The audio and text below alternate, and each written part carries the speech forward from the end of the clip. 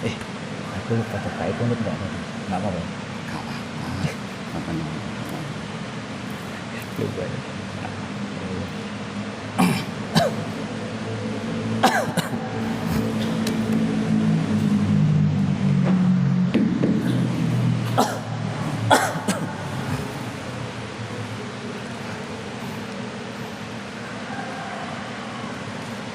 Assalamualaikum warahmatullahi wabarakatuh.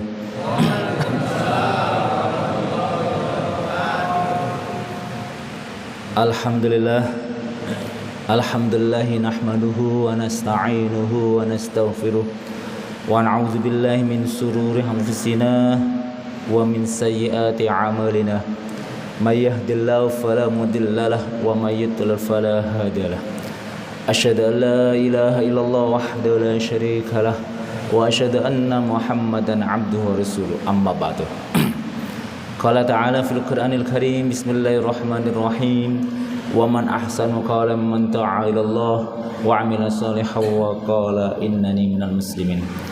Qala Rasulullah sallallahu alaihi wasallam, man ahya sunnati faqad ahabani wa man ahabani kana ma'i fil jannah, atau kama qala Rasulullah sallallahu alaihi wasallam. Ya ikhwanul muslimin rahimakallah. Alhamdulillah, sekarang kita bersyukur pada Allah Subhanahu wa taala diberikan satu tempat, dikasih kesempatan oleh Allah, yaitu untuk mampir di suatu tempat yang paling dicintai Allah. Hari ini kalau kita ditanya mana tempat yang paling dicintai Allah, maka jawab adalah masjid. Bukan untuk tempat-tempat mungkin yang istana-istana megah, atau mungkin tempat-tempat restoran, tempat-tempat rekreasi yang mana, tapi tempat masjid adalah tempat yang terbaik. Sehingga Rasulullah sallallahu alaihi wasallam mengatakan, ahabbul biladi ilallahi masajiduha. Tempat yang paling baik, tempat yang paling dicintai adalah masjid. Kemudian Rasulullah meneruskan hadis tersebut, wa abghadul biladi ilallahi aswaquha. Dan tempat yang paling dibenci adalah pasar. Coba kita perhatikan. Kenapa hari ini kok Rasulullah cintakan, bukan hari saja, bahkan sampai hari kiamat.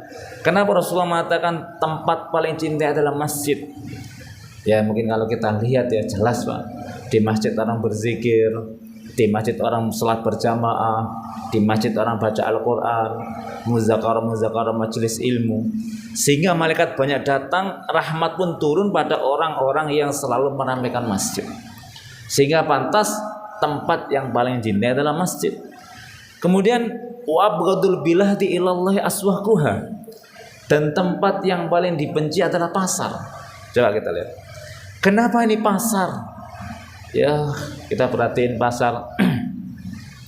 Kalau pasar kan mungkin bercampur laki-laki dan wanita. Karena Nabi la yahluwannakum bi imaratin mahramilha. Janganlah kamu bercampur pada orang-orang wanita, laki-laki dan wanita kecuali dengan mahramnya. Mungkin di pasar banyak orang sumpah palsu. Oh, wallahi Pak, barang ini bagus, wallahi, sumpah palsu. Atau mungkin banyak orang mengurangi timbangan, bisa juga. Padahal jelas wailul lil mutaffifin, celaka orang mengurangi timbangan.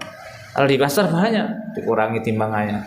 Maka pantas wabudul biladi ilallahi aswaquha. Tempat yang paling dibenci adalah pasar. Maka alhamdulillah Allah Subhanahu wa taala pagi hari ini diberikan kesempatan kita duduk di tempat yang paling cintai, tempat yang terbaik di muka bumi, yaitu masjid. Ikhwanul muslimin rahimakallah. Bukan hanya itu, Rasulullah sallallahu alaihi wasallam pernah berpesan, "Idza marartum biradil jannah farta'u." Apabila kamu melewati taman-taman surga, maka rasakanlah buah-buahannya. Maka sempat tanya Rasulullah, di mana di dunia ini kok sudah ada taman-taman surga? Maka tanya, wa ma ridul jannah, apa itu taman-taman surga Rasulullah? Di mana itu taman-taman surga? Terus satu riwayat Rasulullah qala halaqu zikri, majlis zikir. Dalam satu riwayat qala majalisul ilmi, majlis-majlis ilmu. Jadi sekarang ini perasaan diri kita adalah perasaan berada di dalam taman surga. Maka hari ini kita ini sekarang ini dua tempat apa perasaan kita. Pertama, perasaan hari ini kita adalah hari ini kita didudukan oleh Allah di tempat yang terbaik, masjid. Yang kedua, hari ini kita didudukan oleh Allah di dalam taman-taman surga. Wis kurang apa, Pak? Sudah di tempat yang terbaik, sudah di taman-taman surga, ya jelas, Pak. Kalau orang sudah masuk taman-tamannya sudah jelas akan masuk ke dalam surga. Namanya sudah di dalam taman.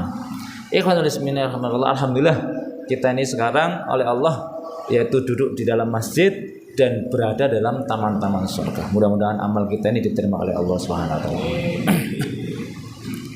Ikhwanul Muslimin rahimahullah.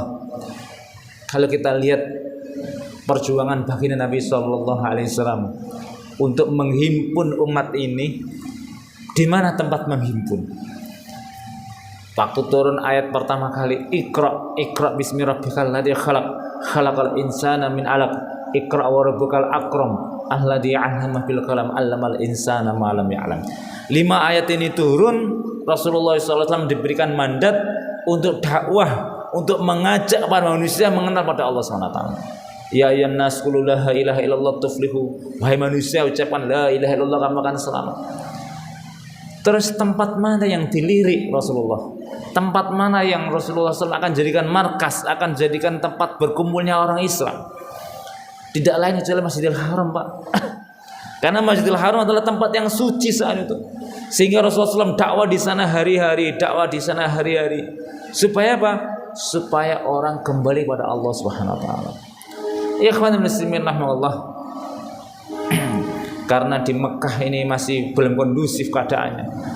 Takmirnya Abu Jahal, Abu Lahab, Abu Sufyan saat itu belum menerima jamaah Rasulullah, belum diterima saat itu tauhidnya Rasulullah. Maka mereka lebih mempercayai Lata, Uzza, Barnawaj, Huda, mungkin berhala sekitar pelak. Maka katakan malak, katakanlah Muhammad, kul huwallahu ahad, dialah Allah yang satu. Sudah, tidak ada Tuhan yang selain. Lata, Uzza, Barnawaj, Hubal, 360 berhala itu bukan Tuhan. Yang Tuhan adalah Allah Subhanahu wa taala. Ikhwanul Muslimin Allah. Maka karena Masjidil Haram belum sempat dijadikan tempat berkumpulnya orang-orang Islam saat itu, maka Rasulullah SAW diilhamkan oleh Allah hijrah. Hijrah dari Mekah ke Madinah. Dan ajib, belum sampai kota Madinah sampai Kuba, maka apa yang dipikir Rasulullah? Membangun masjid, Pak. Yaitu Masjid Kuba. Bisa juga Rasulullah membangun tempat peristirahatan, hotel, bisa. Wong itu banyak kekuatan. Atau mungkin tempat stadion yang berfasilitas lengkap, atau restoran, atau tempat rekreasi. Tidak. Tapi yang dibangun masjid adalah pertama adalah Masjid Kuba.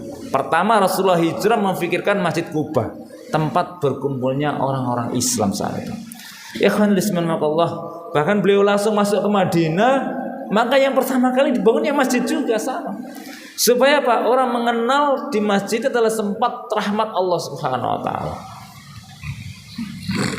Sehingga hari ini Masya Allah orang memahamkan, sholat jamaah itu biasa aja, Pak. Banyak mengikuti mazhab. Ya, Pak. Kan dalam mazhab Imam Syafi'i atau mungkin mazhab Imam Hanafi atau Hambali lah, bermacam-macam mazhab. Itu kalau sholat jamaah itu kan 27 derajat. Kalau sholat sendirian sah walaupun dapat 1 derajat. Ikhwanul muslimin rahimakumullah, kembali pada sunnah. Rasulullah sallallahu alaihi wasallam memberikan satu targhib, dengan satu semangat.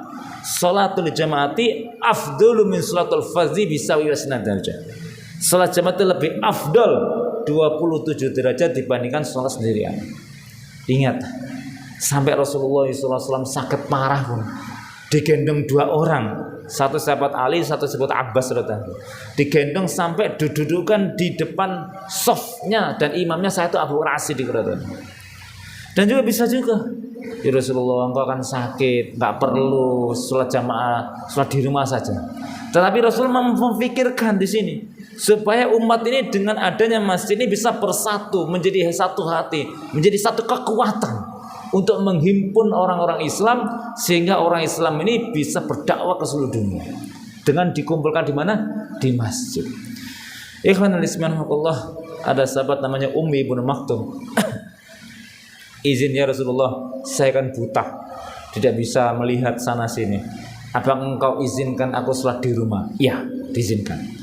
Kemudian Rasulullah panggil lagi, sebentar. Wahai Ummi bin Maktum, apakah kamu mendengar azan? Ya Rasulullah, kalau dengar azan sih dengar azan. Kalau dengar azan, kamu panggili, kamu seru. Maksudnya kamu penuhi panggilan tersebut. Sehingga Ummi bin Maktum riwayat, dan satu riwayat di situ ada satu benang, satu tali yang dari rumahnya menuju Madinah. Saya jalan sampai sholat bersama baginda Nabi Muhammad SAW. Ikhwanul Islam Allah. Ya mungkin hari ini kita sibuk maaf kita sibuk berdagang, atau sibuk di kantor, atau sibuk di mana, itu biasa Pak. Sama sahabat radhiyallahu anhu sama. Bahkan Abdullah bin Abbas radhiyallahu anhu pun punya kesibukan. Ibnu Mas'ud juga punya kesibukan. Sahabat-sahabat ada yang dagang, ada yang sibuk mungkin di kebun, ada yang mungkin ya tukang batu, mungkin tukang bangunan, sama-sama.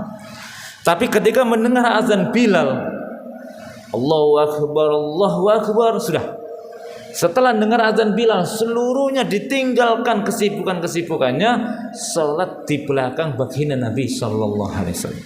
Sampai turun ayat, rijalul la tulhihim tijaratu wala bai'un an dzikrillahi wa iqamis shalah. Laki-laki yang tidak dirolehkan oleh perniagaan, laki-laki yang tidak dirolehkan oleh perkantoran, perdagangan, perikanan, ya perumahan, mungkin ya pembangunan.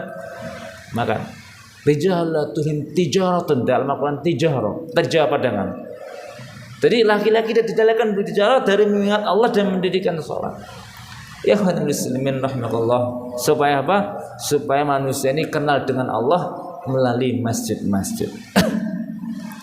Ya khairal muslimin rahimakallah. Maka dulu ada cerita sedikit ya tentang Khalifah Umar bin Khattab radhiyallahu anhu. Khalifah Umar bin Khattab ini Masya Allah, kalian lihat, Masya Allah, ini masjidnya begitu megah. Kalau zaman Nabi itu masjidnya sederhana Pak, bahkan bocor dari pelepah kurma. Ini sudah sangat megah, sangat bagus. Dulu lampu pun tidak ada. Zaman Khalifah lampu itu ketika di akhir di zaman Khalifah. Abu Bakar belum ada lampu, apalagi Rasulullah. Zaman Rasulullah belum ada lampu, zaman Abu Bakar belum, itu zaman Umar ada tapi akhir. Awal-awal belum ada. Dan beliau sering mengecek Pak. Kan ada khusus fadilah orang berjalan di masjid di waktu gelap. Kata Nabi, basyiril, hadis ini muncul ketika hadis itu gelap. Apa kata Nabi? Basyiril masya'ina fid dulmi ilal masajid bin nuri tahami yaumil qiyamah. Beritakanlah berita gembira orang yang berjalan di waktu gelap. Nah, waktu gelap itu waktu mana? Waktu subuh dan waktu isya, karena nggak ada lampu, gelap. Apa kata Nabi? Bin nuri tahami yaumil qiyamah, akan dapat cahaya yang sempurna pada hari kiamat. Kemudian Khalifah Umar bin Khattab radhiyallahu sering waktu salat subuh Pak dicek Pak. Salat subuh imam salah salat itu dicek. Ada Abdurrahman mewujud, berarti datang dia. Ada Abu Hurairah datang. Kemudian dicek sama nama-nama itu. Kemudian suatu ketika mengecek satu nama, namanya Sulaiman. Ada namanya Sulaiman. Berarti ada sahabat namanya Sulaiman bin Abi Hasma. Dicek. Maka nggak ada jawaban. Sulaiman ada? Nggak ada. Berarti Sulaiman waktu itu tidak hadir salat subuh berjamaah. Coba kita lihat. Khalifah Umar bin Khattab radhiyallahu anhu langsung seketika itu datang ke rumahnya dan menemui ibunya. Assalamualaikum wahai ibu. Mana ini Sulaiman ini kok nggak datang salat berjamaah? Maka ibunya mengatakan, wahai Amirul Mukminin, beliau adalah salat sunnah semalam suntuk. Menjelang sholat subuh tidur sebentar, kemudian terlelap, tidak sholat berjamaah bersama khalifah. Bukan nggak sholat subuh ya, sholat subuh di rumah, maksudnya tidak berjamaah bersama khalifah. Kita lihat. Umar bin Khattab radhiyallahu anhu langsung menyanggah, wahai ibu, sampaikan kepada Sulaiman. Saya, kata Umar, saya itu lebih suka sholat subuh berjamaah daripada sholat semalam suntuk. Dan kata-kata Umar ini bukan kata-kata orang biasa. Kata-kata persis apa yang diperintahkan baginda Nabi. Kita lihat dalam sebuah hadis yang lain, Rasulullah SAW mengatakan, man shallal isya'a fi jama'atin faka'annama qama nisfa lailatin. Siapa yang sholat isya berjamaah seperti sholat sunnah separuh malam. Wa man shalla subha fi jamaatin fa ka'annama shalla lahu. Siapa yang salat subuh berjamaah seakan-akan salat sunnah semalam suntuk. Masya Allah. Coba kita perhatiin ya. Hari ini adalah tarawih adalah kalau imam panjang sedikit, jangan panjang-panjang, yang pendek-pendek aja, kita nggak kuat. Bayangkan, ini sholat semalam suntuk Pak, dari isya sampai subuh. Bayangkan saya. Hari ini mungkin kalau semalam suntuk, kemana Dik? Oh lagi nonton orkes. Wah semalam suntuk biasa Pak. Kemana kamu? Lagi nobar, nonton bareng Piala Dunia. Semalam suntuk Pak. Lagi kemana? Lagi hajatan, ada hajatan kemantenan. Malam suntuk Pak. Bahkan bapak-bapak lagi ngapain? Nonton wayang, semalam suntuk. Tapi kok jarang kita tanya, Dik mau kemana? Oh ada acara sholat semalam suntuk. Hampir gak pernah kita temui. Baik bapak-bapak atau ibu-ibu gak ada. Ikhwan muslimin rahimakumullah, sholat semalam suntuk. Ikhwan muslimin rahimakumullah, kita lihat Khalifah Umar bin Khattab radhiyallahu anhu yang kekuasaannya bukan 3 negara, bukan 10 negara, tapi 3 benua. Benua Eropa, benua Afrika, benua Asia. Mungkin kalau saat itu ditemukan mungkin benua Australia atau benua Amerika, mungkin akan ditaklukkan juga sama khalifah saat itu. Bayangkan, kekuasaannya bukan 1 negara, 2 negara, benua, 3 benua. Ternyata apa yang diperhatiin? Yang diperhatiin adalah sholat berjamaah. Bukan pembangunan Pak, pembangunan ini bukan ekonomi ini ekonomi bukan mungkin politik bukan, tapi bagaimana umatnya Islam saat itu bisa menjaga sholat subuh berjamaah. Ikhwan muslimin rahimakumullah, bahkan saya pernah dalam diskusi, masya Allah, kita lihat ya, sekarang ini banyak bencana di mana-mana ya, bencana ya. Kemarin di Demak banjir, ribuan hektar hangus rumah, berapa kerugian Mas. Zaman dulu Indonesia ini banyak musibah-musibah. Karena apa? Banyak orang melalaikan, terutama pelalai kepada masjid. Kenapa saya katakan begitu? Karena saya pernah baca hadis qudsi, salah satu katanya Allah telah berfirman dalam hadis qudsi. Allah berfirman bukan Al-Qur'an, hadis qudsi melalui baginda Nabi. Inni la ahammu bi ahlil ardi azaban. Sesungguhnya Allah SWT ingin mengazab, memberikan satu musibah, gempa bumi, banjir ya, atau mungkin kebakaran, atau mungkin virus-virus, itu sama itu Pak, itu namanya musibah. Innil ahmu bi ahlil ardi azaban, aku ingin memberikan satu azab. Tapi kata Allah, fa idza nadartu ila ummari buyuti, ketika aku melihat masih banyak orang meramaikan rumah-rumahku. Nah, ini masjid. Yang kedua, wa ilal mutahabbina fiyya, masih banyak orang-orang yang mau bersilaturahmi karena aku. Assalamualaikum. Nah, ini bagus Pak. Adat-adat hari raya, assalamualaikum, silaturahmi ke orang tua, silaturahmi ke saudara-saudara, ini bagus ini. Masih banyak orang bersilaturahmi karena aku, karena Allah. Yang terakhir apa? Wa ilal mustaghfirina bi ashurin, dan masih banyak orang istighfar di waktu sahur, di waktu salat malam, tahajud tengah malam menangis. Allah katakan saraftu dzalika anhum, aku akan palingkan azab dari mereka. Ikhwan muslimin rahimakumullah. Dan ketika aku lihat masa waktu di Palu kemarin, saya ikut sana, membantu waktu gempa itu, ada masjid Pak yang selamat Pak di tepi pantai Pak. Masya Allah. Kita lihat waktu yang paling menggemparkan dunia saat itu apa? Masih ingatan kita Aceh. Ribuan nyawa melayang saat itu. 18.000 sekali pakai, dalam satu mungkin sampai 400.000 hilang nyawa. Beberapa menit aja hilang, sudah habis. Masjid-masjid masih Allah jaga. Hotel hancur, masjid jaga. Karena apa? Karena masih Allah jaga. Ikhwan muslimin rahimakumullah, mungkin hari ini ya, coba kita kembalikan berapakah kita konsentrasi untuk memperhatikan sholat kita di masjid. Ya mungkin kita main di Sidoarjo, main mungkin di mana, di Gresik, di mana. Waktu sholat mampir, Allahu Akbar, mampir kita sholat. Mungkin hari ini ya kita sholat subuh, tidur di rumah, wah santai, mendengar fadilah ini. Oh ternyata Allah turunkan azab. Berarti di Surabaya ini masih aman, masih banyak orang meremehkan, masih banyak orang meremehkan masjid. Wah, bombong gak ada musibah, gak ada, maka banyak meremehkan masjid. Ya kawan muslimin rahimakumullah, sehingga Allah SWT turunkan rahmat, Allah SWT tarik azab bencana-bencana itu sebab banyak orang meremehkan masjid. Ikhwan muslimin rahimakumullah, apalagi bulan Ramadan ini ya, sudah akhir-akhir ini ya Allah ini. Mungkin kurang berapa hari, sudah mungkin 5 atau 4 hari ya terakhir ini. Sudahlah kita perhatiin. Kalau kita kembali pada sunnah Nabi sallallahu alaihi wasallam adalah hampir seluruh kehidupan Nabi ketika 10 terakhir, dalam satu riwayat itu awal, dalam satu riwayat pertengahan, dalam satu riwayat Rasulullah akhir. Akhir dari 10 Ramadan itu Rasulullah menghabiskan waktu untuk itikaf. Bahkan kata Nabi, hadis sahih di kitab Bukhari, idza dakhalal asyrah, apabila masuk di bulan, maksudnya di akhir bulan Ramadan, akhiri muslimin Ramadan, akhir Ramadan, maksudnya asyrah itu adalah akhir bulan Ramadan. Apa kata Nabi? Pertama, syadda mi'zahu, menguatkan ikat pinggang. Mi'zar di situ adalah sarung, menguatkan sarung. Kalau di sekarang mungkin menguatkan ikat pinggang.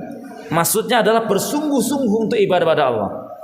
Yang kedua, wa ahya lailahu, menghidupkan malamnya dengan tahajud, menghidupkan malamnya dengan baca Al-Quran, menghidupkan malamnya mungkin berzikir dekat pada Allah. Yang terakhir apa? Wa aiqadha ahlahu, dan membangunkan istri-istrinya. Semua istrinya dibangunkan semuanya. Aisyah dibangunkan, Hafsah, Zainab, semua Saudah dibangunkan semuanya untuk mendekat, terutama di malam 10 malam terakhir bulan Ramadan. Untuk apa? Untuk mencari Lailatul Qadar. Ikhwan bismillahirrahmanirrahim. Sehingga Rasulullah SAW berpesan, taharrau, ini fi'il amr ya. Taharrau, carilah kalian semua. Taharrau Lailatul Qadri fil witti minal ashil awakhir min Ramadan. Carilah kamu 10 malam terakhir di akhir-akhir Ramadan ini. Apa cari apa? Lailatul Qadar. Di 10 terakhir, di malam-malam ganjil, di malam-malam Lailatul Qadar. Di malam-malam Ramadan untuk mencari 10 terakhir untuk mendapatkan malam Lailatul Qadar. Ikhwanul muslimin rahimakumullah, mari ya. Mungkin kita hari ini sibuk ya. Hari ini wah sibuk persiapan rumah diperbaiki, apalagi tarai ketinggalan, apalagi baju-baju, wah beli baju shopping di mana-mana.